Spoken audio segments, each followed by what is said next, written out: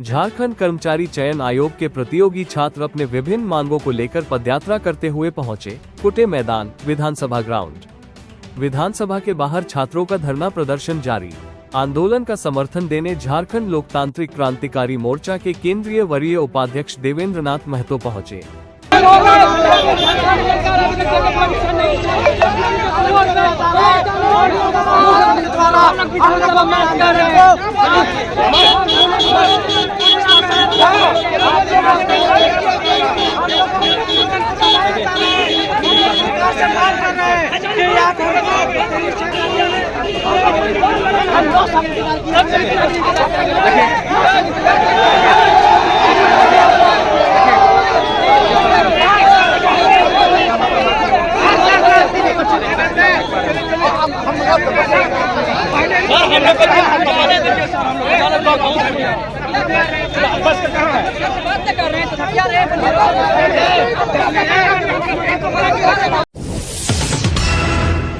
अट्ठाईस अगस्त को देवेंद्र नाथ महतो छात्र मंडली के साथ सीएम से करेंगे मुलाकात।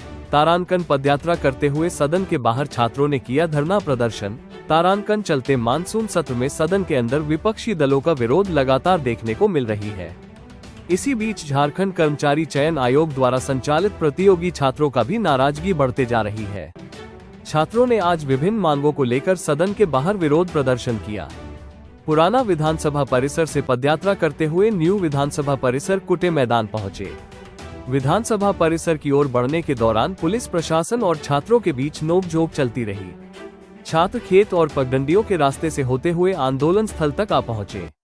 झारखंड सरकार और जेएसएससी के खिलाफ जमकर नारेबाजी किया। आंदोलन का समर्थन देने झारखंड लोकतांत्रिक क्रांतिकारी मोर्चा के केंद्रीय वरीय उपाध्यक्ष देवेंद्र नाथ महतो पहुंचे।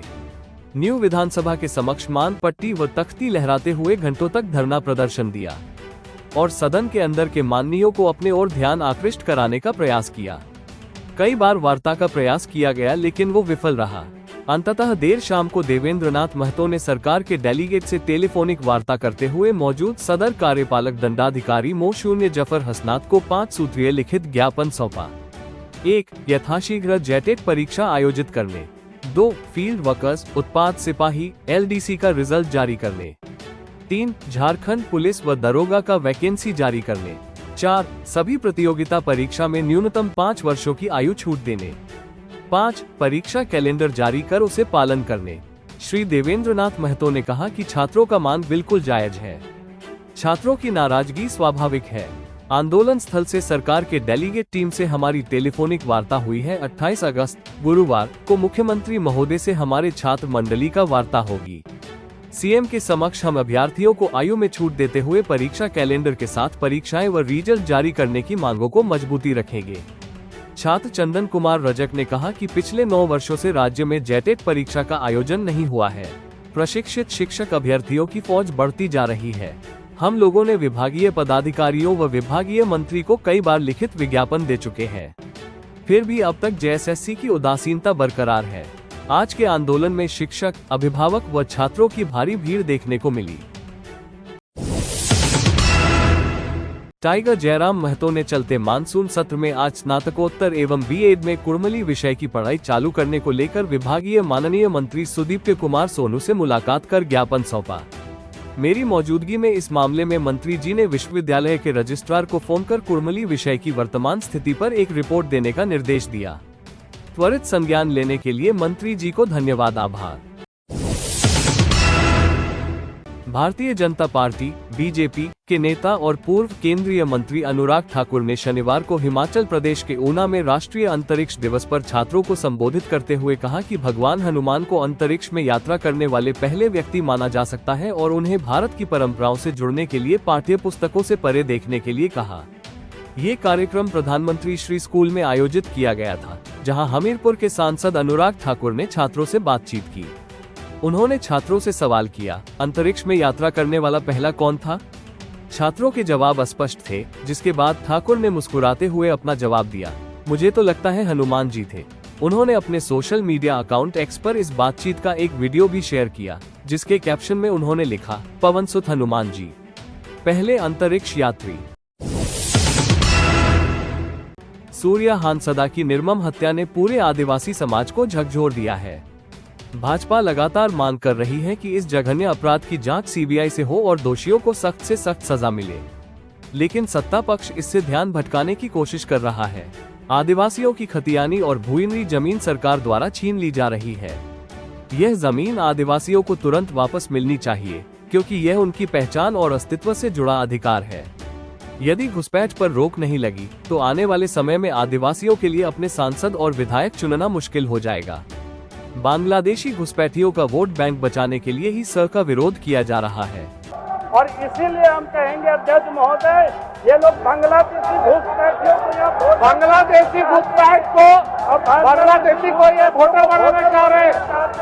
इन लोगों को तो बांग्लादेशी को इस प्रकार से बांग्लादेश से जो डेमोग्राफी बदल रहे हैं अध्यक्ष महोदय, वो हमें इस बात पर ध्यान देनी चाहिए। और अगर डेमोग्राफी बदल जाएगी फिर कोई भी आदिवासी यहाँ एमएलए एमपी नहीं बन पाएगा। इसलिए अध्यक्ष महोदय, ये मामला गंभीर चाहिए। इनको झारखंड की चिंता नहीं है, आदिवासियों की चिंता नहीं है, इनको सिर्फ अपने वोट।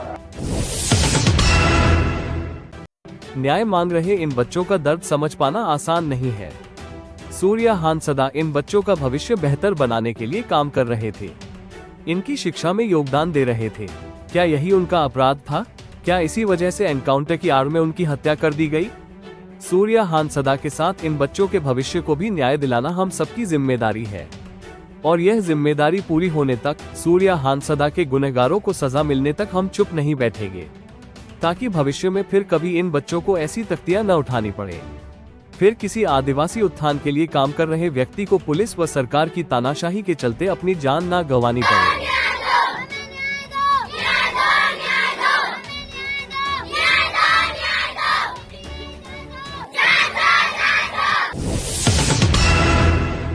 टाइगर जयराम महतो ने विधानसभा में कह दी बहुत बड़ी बात। कहा कि एक बड़े आंदोलन से बना राज्य झारखंड। अलग राज्य के आंदोलन के क्रम में बड़ी संख्या में लोग शहीद हुए, घायल हुए, जेल गए, मुकदमे हुए। लाखों युवक अपनी जवानी इस आंदोलन में कुर्बान कर दिए। बजट सत्र में सरकार द्वारा आश्वासन दिया गया था कि उत्तराखंड की तर्ज पर आंदोलनकारियों को सम्मान, अधिकार और पेंशन की सुविधा दी जाएगी। आज पुनः दोहराता हूँ, झारखंड आंदोलनकारियों को 15,000 मासिक पेंशन दिया जाए। आंदोलनकारियों को सम्मान देना होगा, उनको अधिकार भी देना होगा। कम से कम 500 करोड़ का विशेष राहत पैकेज घोषित किया जाए। प्रति किसान परिवार जो प्रभावित हैं उन्हें न्यूनतम 25,000 नगद सहायता की जाए। आवास की सहायता में बढ़ोतरी की जाए। अभी जो राशि का भुगतान किया जा रहा है अध्यक्ष महोदय, इस महंगाई में काफी कम है, इसीलिए जो आवास की सुविधा दी जाएगी उस राशि का में बढ़ोतरी की जाए।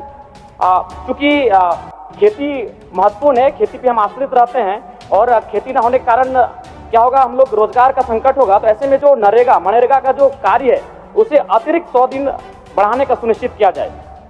और विशेषकर जो क्षतिग्रस्त सड़कें हैं, पुलें हैं,